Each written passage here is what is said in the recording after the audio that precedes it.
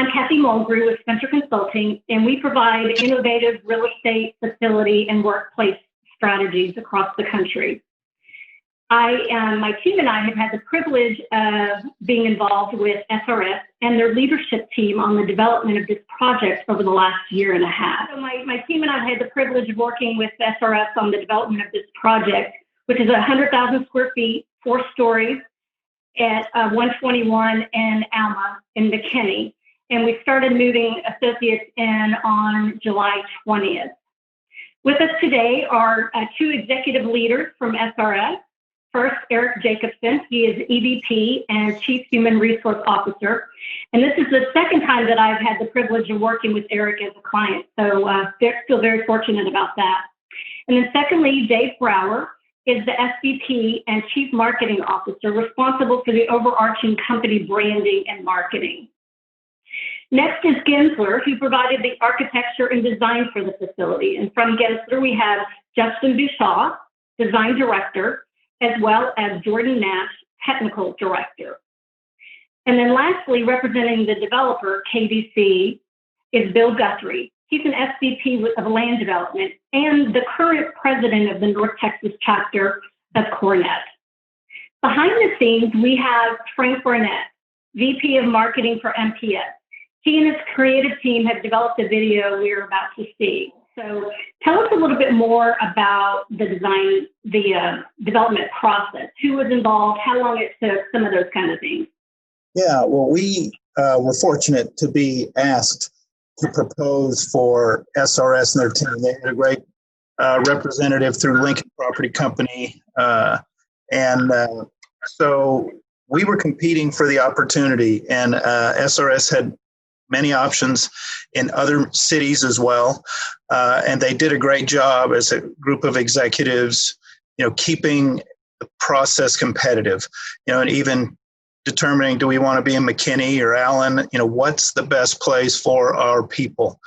We were fortunate to be able to propose this specific site at Alma and 121 in Hub 121, which is a mixed-use little node that we'll talk about. And we're going to try to reboot. Oh, this is fun. Perfect. I'll just let you watch over about a 15-month process.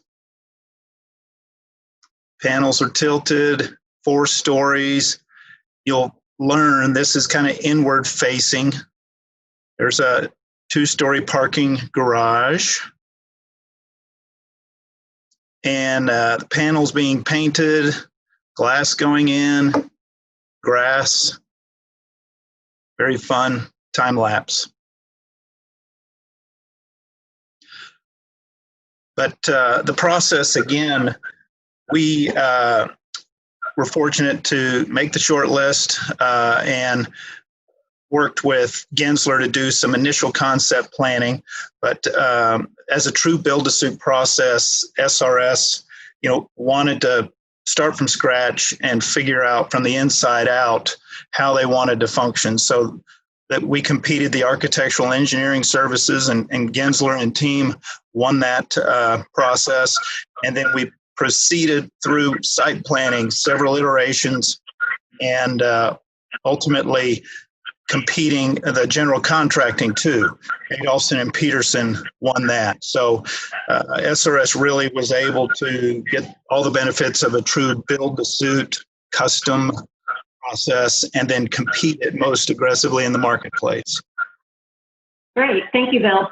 We're going to take a look inside in just a minute, but before we do, since we're looking at this great core shell, I'd like to get with the Gensler team and talk about what were the elements that you incorporated in the core shell before we talked about the tenant improvements inside. Sure. Thanks, Kathy. I think there were several attributes to the building that sort of made it unique, but I think there's a couple design attributes that make it particularly noteworthy. The first was really the response to the context. So from the way we splayed the building and the garage out, sort of like you see in this view, opening it up to 121, and the building just where this camera's taken, to the materials we selected, to the position of the balconies. All of that was really done to embed the building in the existing and sort of in the surrounding community. to be a good neighbor and to create sort of a synergy between SRS's building and Hub 121, sort of making a whole greater than the sum of its parts. I think the other driver that sort of makes this building particularly unique is efficiency was sort of a big driver for us. We were asking a lot of this 100,000 square foot building. So we spent a lot of time optimizing the core layouts and really making sure we're giving as much square footage back to SRS as possible. This 25K plate building is a product of an optimized lease depth. So we really struck a good balance between structural efficiency and workstation layouts, which really gave our team, ultimate flexibility to sort of lay out the interior program. Great, Justin. Yeah, it turned out so beautifully. So Eric, why McKinney? Why Hub 121? Well, it was important for SRS to remain in McKinney as we looked for a new corporate campus for our growing company. SRS was founded back in 2008 by Ron Ross, who's been a resident of McKinney for many decades. We have deep roots, shared vision with the city of McKinney, including supporting a number of local charities through our SRS Raise the Roof Foundation.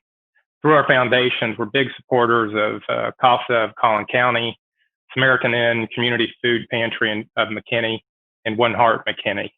We're also excited about being a big supporter and sponsor, helping sponsor the 2021 Byron Nelson Golf Tournament at TPC Craig Ranch here in McKinney in the spring, which is going to be pretty neat.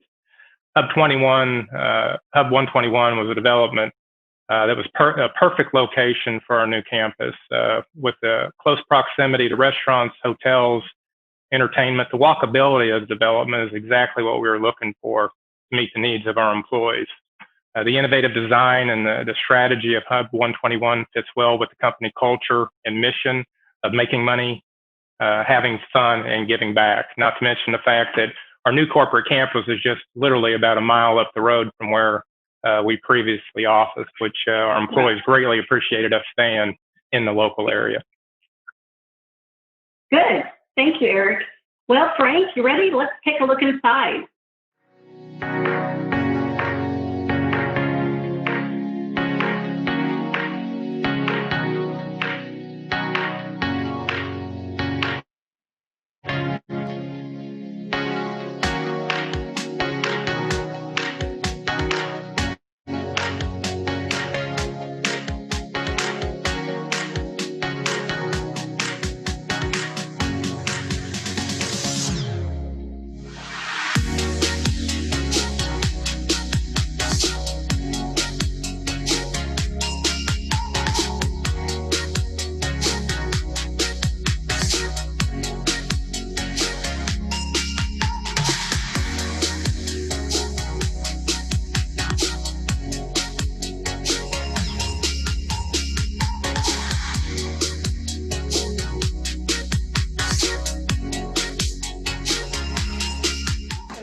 About the design intent there. I mean, I love the steel and the concrete and the glass and the wood elements, so many just raw materials that you used in the design. Let's talk to us about that.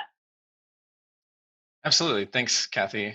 So when meeting with SRS for the first time, we instantly knew kind of the direction we wanted to take on the overall interior design. So we came up with this concept of exposing the layers. So the raw qualities of the steel, the concrete, the glass, and the wood to start to reveal itself, which ties directly back to SRS's history and industry. So all in all, really, we wanted to design a space that felt welcoming, but wasn't overly fussy with its approach to materials. Great. And Eric, your employees have to be loving that beautiful work cafe and the outdoor amenity yard. Oh, absolutely, Kathy. Our employees are loving the new building and the open concept that we designed, which is much different from what we had at our previous campus. So Work Cafe was designed with collaboration in mind. We added multiple seating areas, as you saw, throughout the Work Cafe to allow for small team meetings, or for even employees to have the ability to have lunch with their teammates. Although not shown in the video, we actually just installed a regulation-sized pool table and a shuffleboard as well in the Work Cafe to help encourage our employees to take a break during the day and to try to have some fun and relax. We've also contracted with Aramark, which is a big decision of ours, to maintain our beverage services throughout the campus. We installed ice and water machines in all the kitchens, coffee, tea, and in the work cafe, we even installed a fountain drink machine branded by Coca-Cola, which surprising to me was a huge hit. The employees were just loving having that available, along with Sonic Ice, which was also another true key decision that we did make. The amenity yard, or the outdoor yard, as you saw, is quite unique for a commercial office building. I don't know if in my career I've ever worked in a building that had something like that, but it's definitely something that we worked with the Gensler design team on.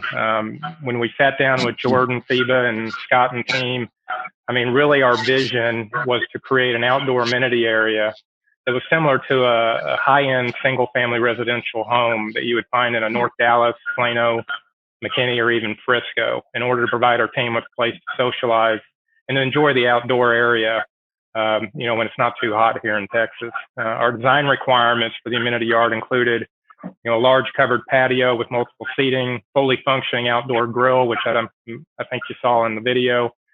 We've even run a gas line in order to be able to plug in a green egg. So if we want to go out and smoke some meat and have a barbecue, we have the ability to do that. As you can see here on the video, we also designed in an outdoor fireplace. We have multiple TVs throughout with state-of-the-art sound system, which is a must for this group. We love to party. We like to have fun. We also designed in this grassy area, which is pretty cool. It's not uncommon that we have some teams actually meeting in this space and playing a good game of cornhole, which everybody loves when they have a chance. The only thing missing, I would say, in the outdoor amenity area is probably a swimming pool at this point. But I'll tell you, with this group, I'm sure at some point we'll probably install some kind of a water feature, just because one of our fastest growing divisions in the company, which is Heritage Landscape Supply Group, sells and distributes outdoor living products to contractors across the nation. So I'm sure that's something that we'll probably end up sneaking in here somewhere along the way. But between both the work cafe and the open outdoor amenity area, we have the ability to host up to 100 people at one time in these two spaces, which is really something that we needed for our organization. And Eric, you didn't mention the beer tap.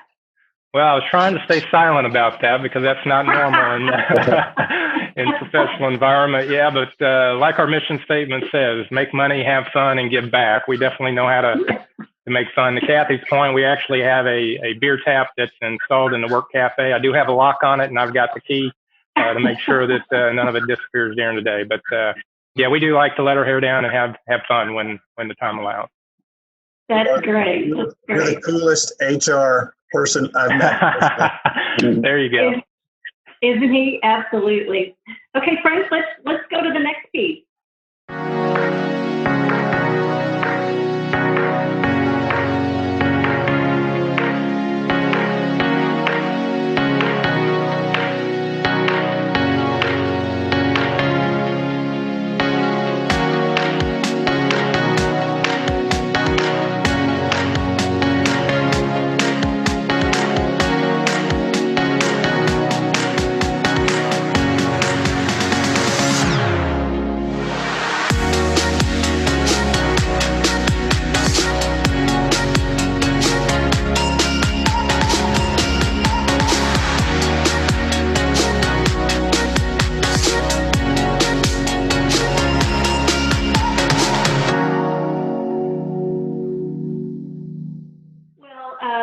Dave, I wanted to ask you, I mean, it's very evident that patriotism and support for the military is a big theme with the company. Tell us more about that. Yeah, thank you, Kathy. Yeah, at SRS, we highly value the service and dedication of our military. We realize the sacrifices they've given, to protect our freedom, here and around the world. You saw, our biggest meeting space in the building is named the Veterans Auditorium, and it's a remarkable facility. We've already used it many times and are really enjoying it. But to that end, to really support the military, we created an initiative back in April 2018 to have a commitment where we would hire 500 veterans within 5 years. And very excited to announce that we hired almost 310 to date, which is about 72% of our goal. And we still have over 2 years left. So we're well on the way to hitting that goal and well exceeding that goal. The SRS talent acquisition team, which is led by Cynthia Lang, does a tremendous job driving that initiative. And it really just permeates throughout our culture, how important veterans are and not only what they mean to our country, but to our company. And all of us are just very deeply honored to have veterans as part of the SRS team. Wow, that's really incredible. And to anyone on the phone that is serving or has served our country, we thank you. Justin and Jordan, with that in mind, with the patriotism and the military theme in mind, how did you carry that out through the facility with branding and art and the different images throughout? Absolutely. So given the importance of the military to SRS and its employees, this is in turn reflected in the comment spaces through the artwork that directly represents individuals from each of the military service branches. Additionally, the auditorium engages brand through graphics that pay homage and reference to the country and our armed services. So this stands front and center in these common areas to purposely connect with the public and SRS's employees. That's great. Thank you. Okay, Frank, let's see a little more.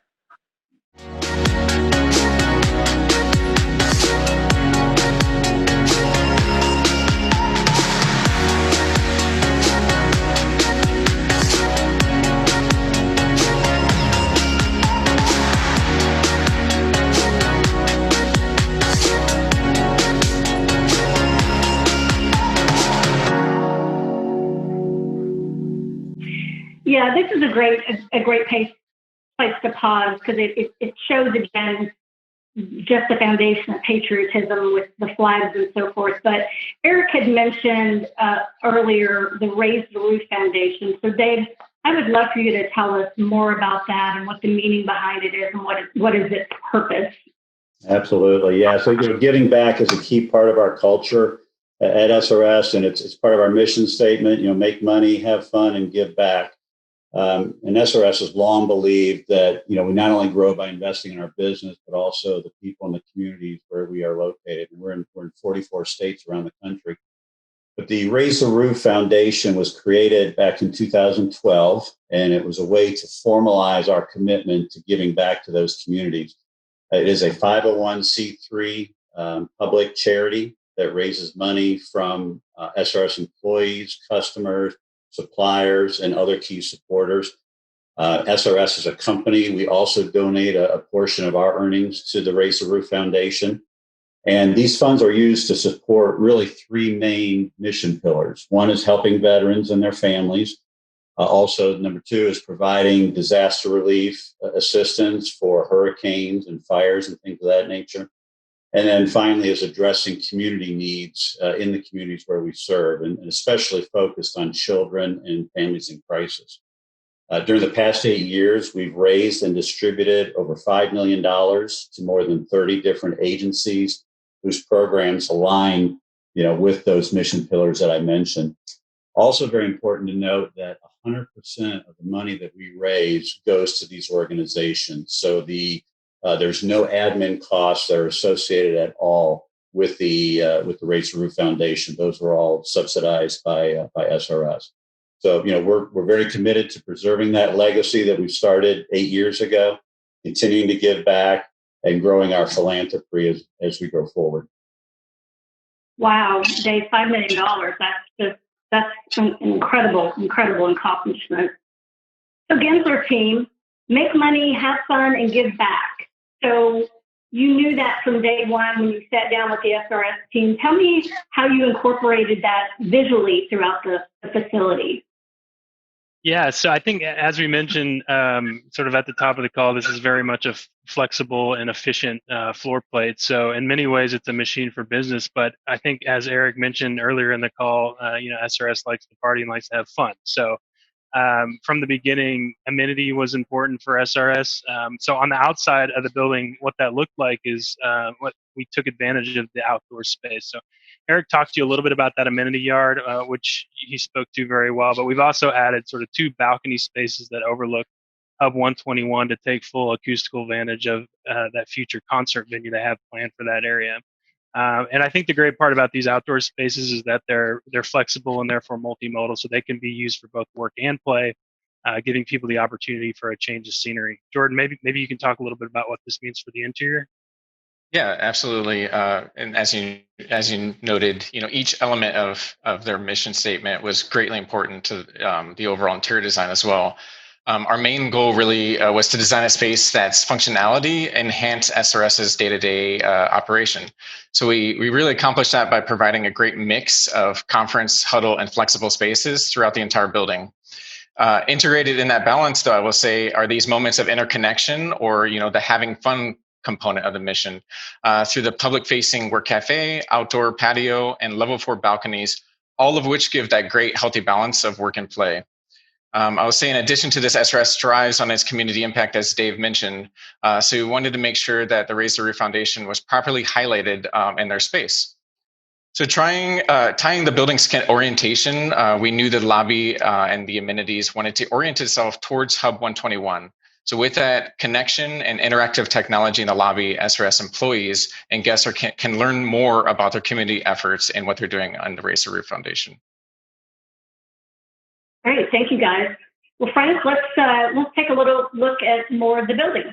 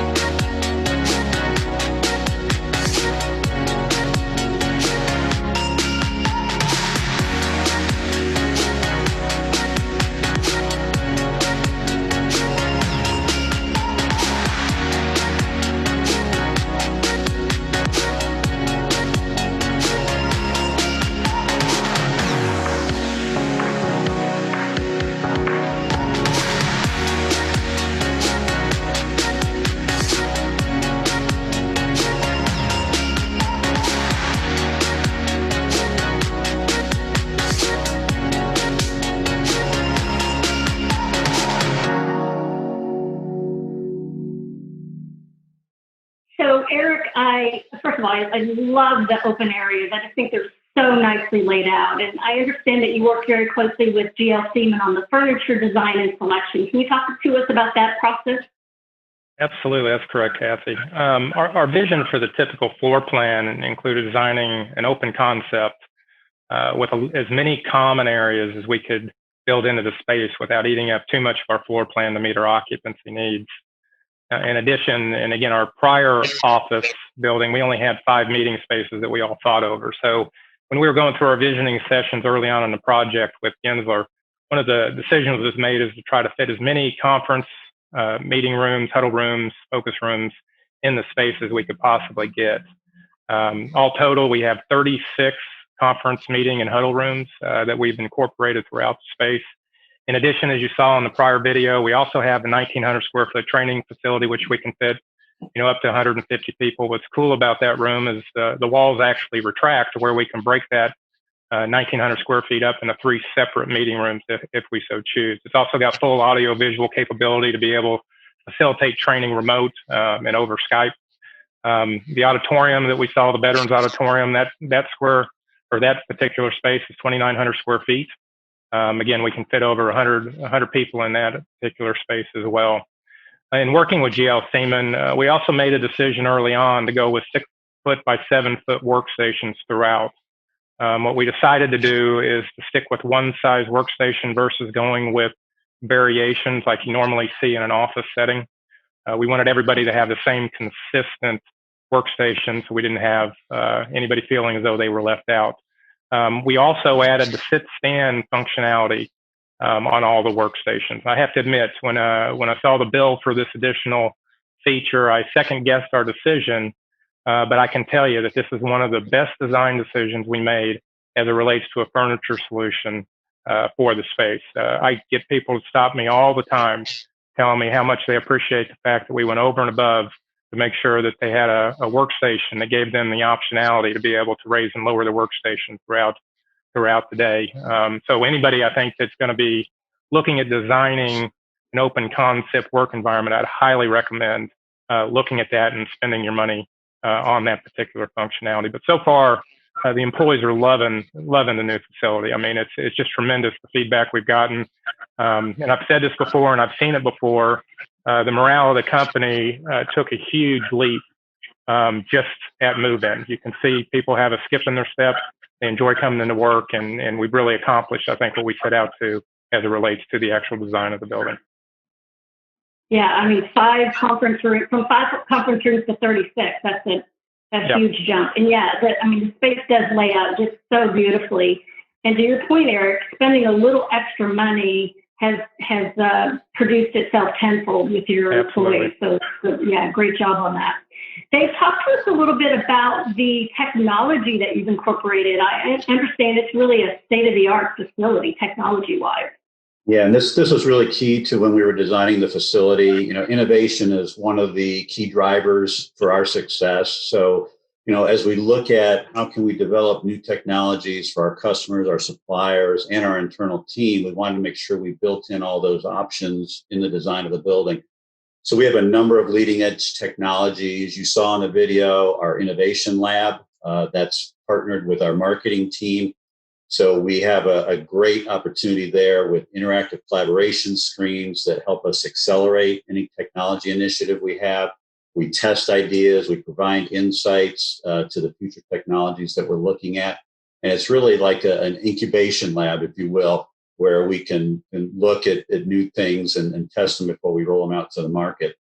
In addition, we've done a collaboration with Zoom. So we have Zoom room technology with full video and audio in all of our rooms. We have a war room up on the 4th floor that has high performance displays and full feature functionality that allows us to track our company performance, evaluate new initiatives, and then also we can track all of our vehicles. We've got GPS on all of our vehicles, vehicle is throughout the country, and a lot more. So it's really a neat facility. All of our conference rooms that Eric mentioned and our huddle rooms all have wireless technology. So as people come in for meetings, they bring in their laptop, they click on a button, and they're immediately wired into the TVs as opposed to hooking up, you know, the old-fashioned way. And then all of our common areas, same way. They all have Wi-Fi capability that we can link into display monitors that are throughout the building. And then every common area also has wireless throughout the building for both our internal folks and guests that run the facility. So it really is a wonderful facility with all the latest technology right at our fingertips. Yeah, and Kathy, I'd like to have a shout out to Sonia Wells and the IT team on the SRS side. The team just did a tremendous job in designing and executing on putting the technology in place. She alone took us from 1990s to 2021 overnight. By thinking outside the box and really finding the best-in-class technology to deploy within space. Greatly appreciated, and she deserves a lot of kudos. Yeah, and you know, one thing I'll add too that I think is pretty unique that I've never seen before is they put in a tech center. So on the 2nd floor, when you come off the elevator, there's a glassed-in room that is staffed. That so we don't have to, you know, go find somebody in IT if we're having a computer issue or we need, you know, software updated. There you see the picture of it.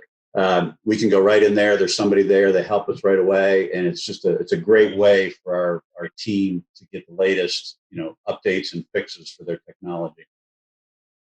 Yeah, that's great. That's great. Well, friends, let's take a look at the last segment.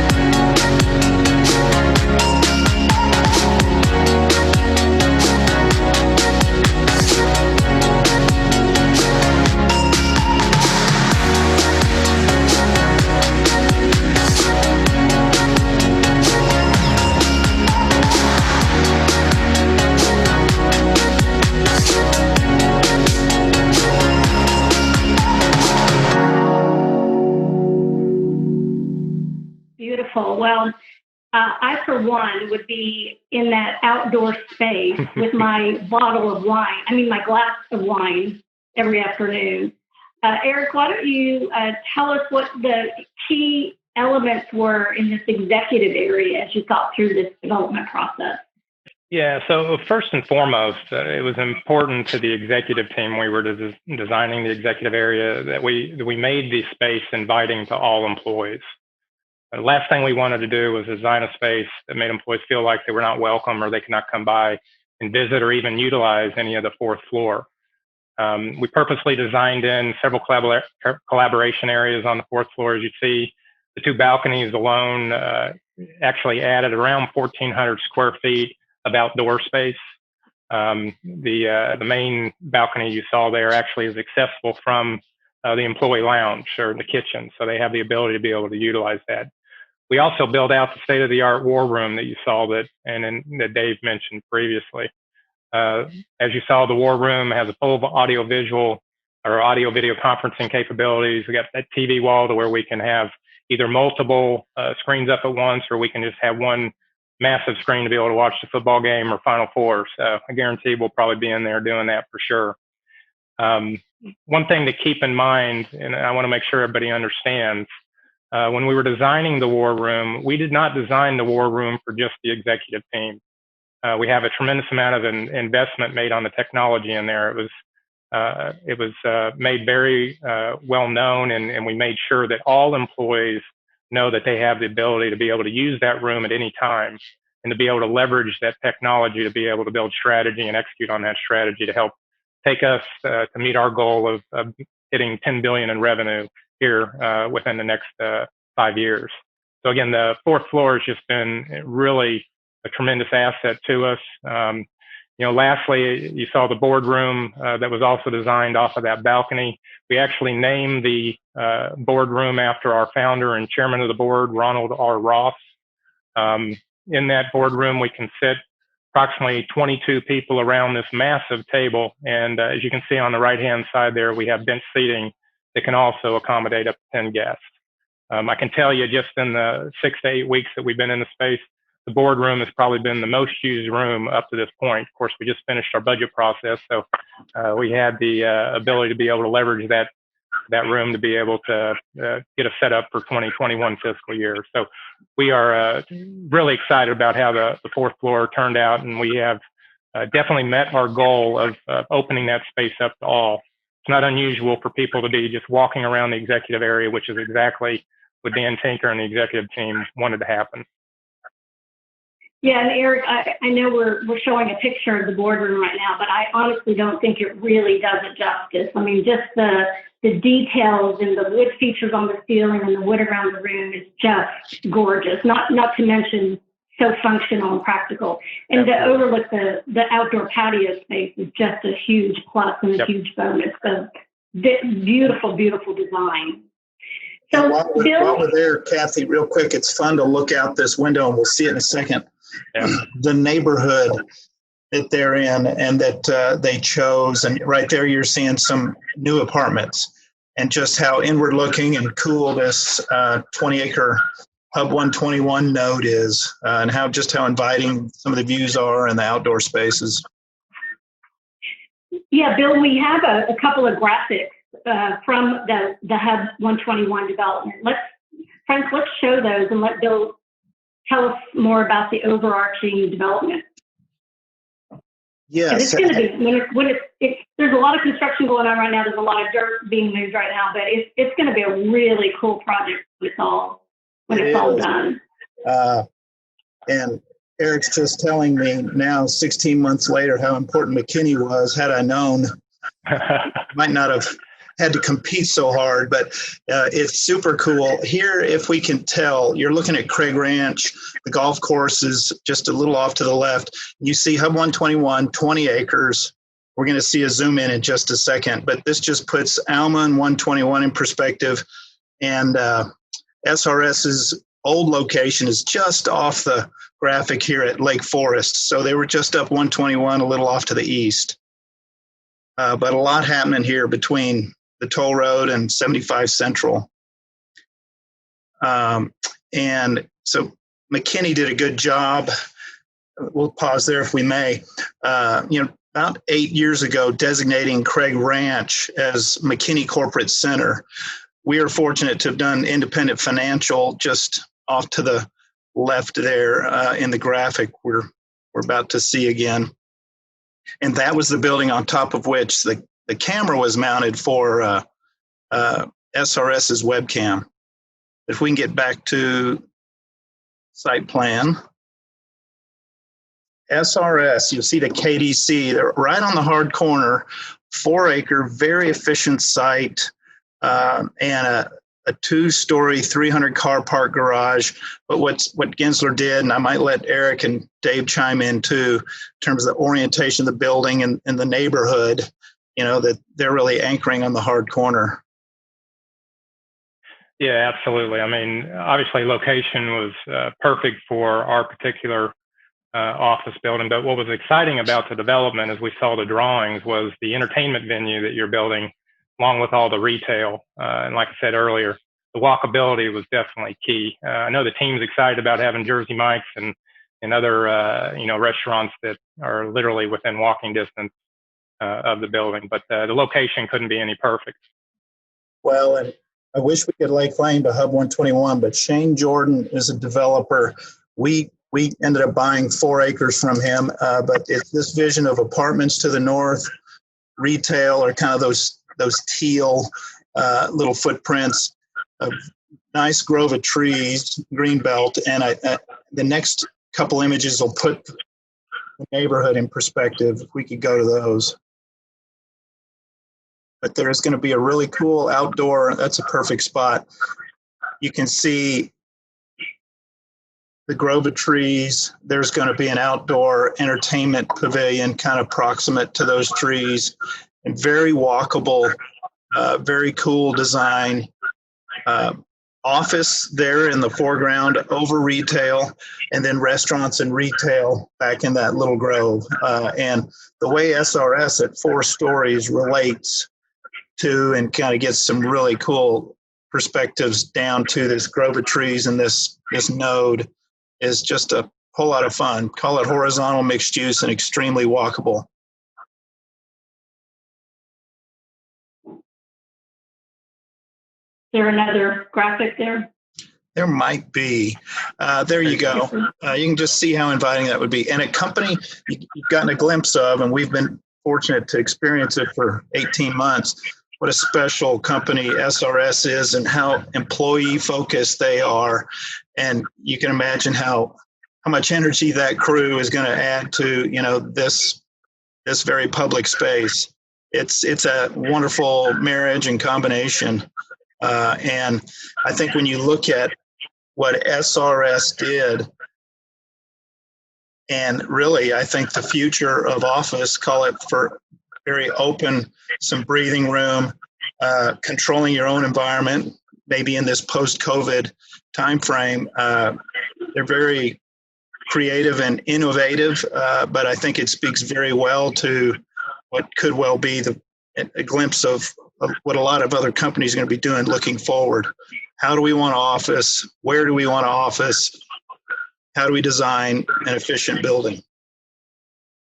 Yeah, all great points, Bill. Do you have any idea when everything will be completed in that development? Yes, I think certainly by next summer, everything will be in place and open. If you drive by now, all those buildings exist or under some stage of construction. Right. Yeah, it's going to be phenomenal when it's completed. Well, audience, I thank you for your time today. We've got a few minutes for questions if there are any. Melanie is monitoring the chat box, so if there are any questions for any of the panelists, please feel free to jot those in the chat box. Because Melanie, correct me if I'm wrong, they can't unmute themselves, right? Right. Go ahead and just, if you have any questions, you can put them in the chat box. I'm monitoring it. I did have a couple questions come through during the program, so we have a few minutes to go through those. The first question is, obviously, it's so wonderful to see a project like this going on, difficult times. What challenges did you all have during the construction of this project, and how did you overcome those obstacles? Well, I can speak to that from the tenant side. Obviously, COVID-19 was definitely a challenge that we had to adapt to. We were actually in the interior finish out phase at that March-April timeframe. So again, I think just due to just coordination, teamwork, high-level communication, we were able to push through that difficult time. Because again, as we all know, with social distancing, we weren't able to have all the consultants and designers and third parties out on site, walking the site every day to make sure that the GC was following the plan documents and things of that nature. But again, I think through perseverance and high-level communication and coordination from the project team, I think we were definitely able to overcome that. Bill, do you have anything on your end? Oh, I think you're spot on. Fortunately, everybody did continue to work, but there was just a whole lot more coordination between subcontractors. I know our project managers worked extremely closely with you and Gensler, just try to maintain progress. We lost a little time, but it still managed to be completed, and in the big picture, it wasn't a huge impact. Great. Thank you both. Another question I had was, because of COVID-19, did you have to reorient any of your furniture or spaces for social distancing, or change any of your interiors? Actually, we did not. Actually, what was we were very fortunate in our design in that, you know, we have the ability to have an entire pod of cubes populated and still be able to maintain 6-foot social distancing between each person. So in hindsight, we were very, very fortunate. Obviously, with the open concept, that helped us. I think when I ran the math recently, I think we're a little over 300 square feet per employee is how it worked out actually in the design. So, so again, fortunately, no, we did not have any issues. In fact, it actually benefited us with the design that we actually put in place to be able to allow for our teams to come back, you know, at least some portion of them to come back to be able to keep the business rolling. That's awesome. It's almost like you guys knew.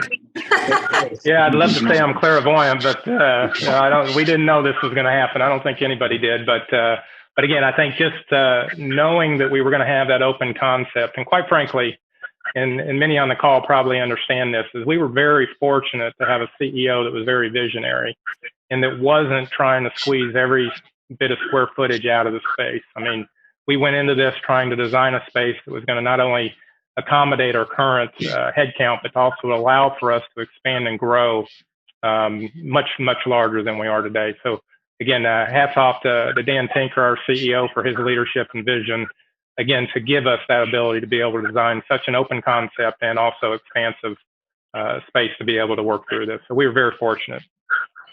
Yeah, we've seen such history of companies squeezing every single square inch to be occupied, and you guys never had that vision to begin with. So thank goodness on the other side of COVID, you're really already well prepared.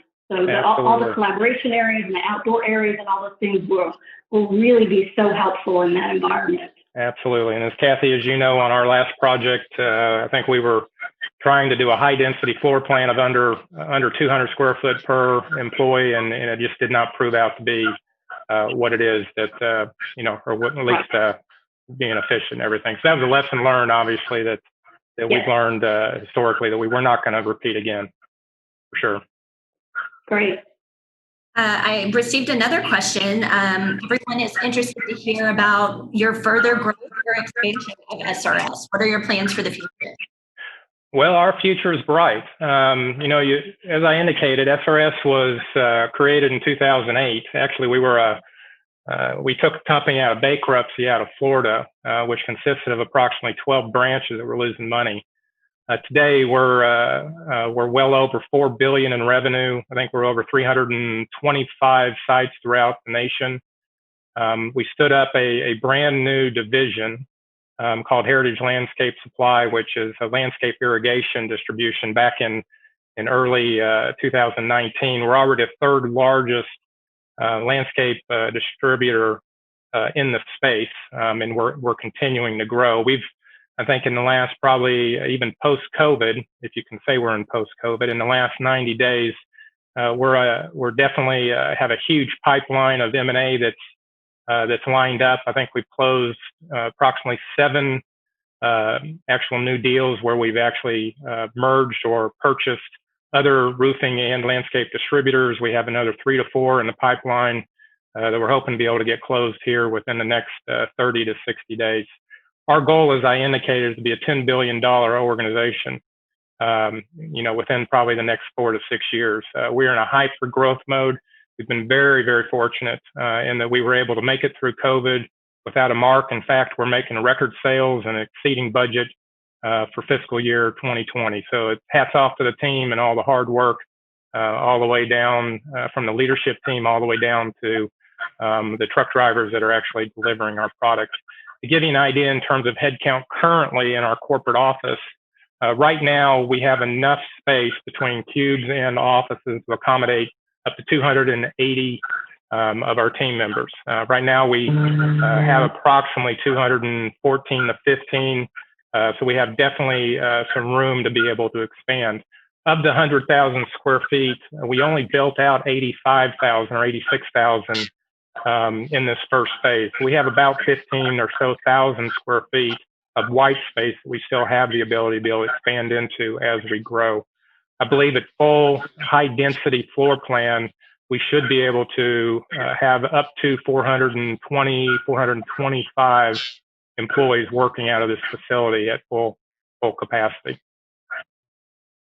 Yeah, it's definitely a success story in the making for sure. Melanie, if there are other questions, I think we'll table them and happy to answer those privately. It's in the interest of everyone's time. We're going to close this event. So I'm going to turn it back over to Michelle to end our session.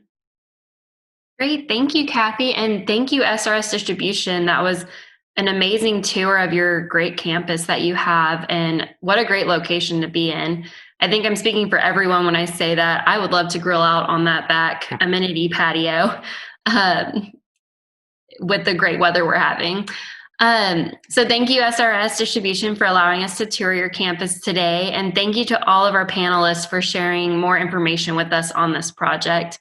We also just want to take one more moment to thank our wonderful sponsors. Thank you to our video sponsor, MPS, and our event sponsors one more time: Carpenter Smith Southwest, CRE in Motion, GL Seaman, Global, KDC, Knoll, Sit On It Seating, OFS, and Todd Cooper and Company. Thank you everyone for joining CoreNet and IIDA for today's tour, and I hope you have a great rest of your week. Thanks. Thank you, guys. Thank you.